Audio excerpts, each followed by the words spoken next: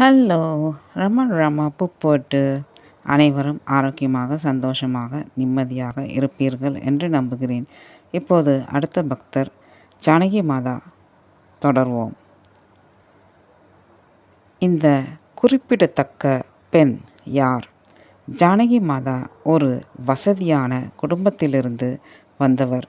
அவர் குடும்பத்தின் செல்லமாக இருந்தாள்.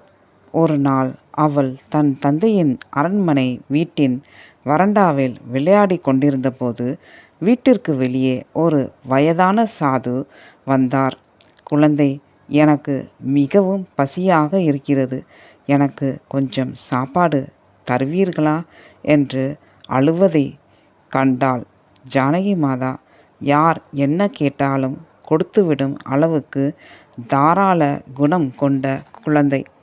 இருப்பினும் தினசரி பூஜை நடக்கும் வரை அவள் ஒருபோதும் உணவு வழங்கக்கூடாது என்று அவளுடைய அம்மா அவளிடம் ஒரு முறை கூறியிருந்தார். அந்த நேரத்தில் பூஜை இன்னும் முடியவில்லை. சிறுமி மனம் தளராமல் உள்ளே சென்று பூஜையின் போது கடவுளுக்கு பிரசாதமாக தயார் செய்யப்பட்டிருந்த பல உணவு வகைகளை எடுத்து வந்தாள். பசித்த சாது அதை ரசித்து உண்பதை கண்டு அவள் மகிழ்ந்தாள். அவர் சாப்பிட்ட பிறகு சாது அவளை நாக்கை வெளியே நீட்ட சொல்லி தன் விரலை பயன்படுத்தி அவள் நாக்கில் சில புனித எழுத்துக்களை எழுதினார். அது உடனடியாக ஜானகியை மகிழ்ச்சியிலும் பரவசத்திலும் ஆழ்த்தியது. இந்த அனுபவம் அவளை 2 விதங்களில் பாதித்தது. ஒருபுறம் அவள் மனநோயாளியாக மாறினாள். மறுபுறம் அவள் ஆன்மீகத்தில் அதிக நாட்டம் கொண்டாள்.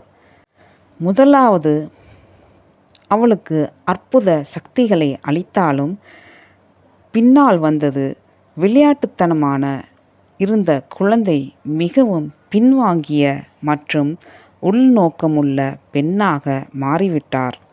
இனி அந்த இளம்பெண் மற்ற குழந்தைகளுடன் விளையாடுவதில் ஆர்வம் காட்டவில்லை.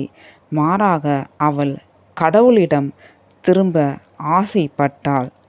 நன்றி, வணக்கம். அடுத்த பகுதியில் பார்ப்போம். ரமா பூ போட்டு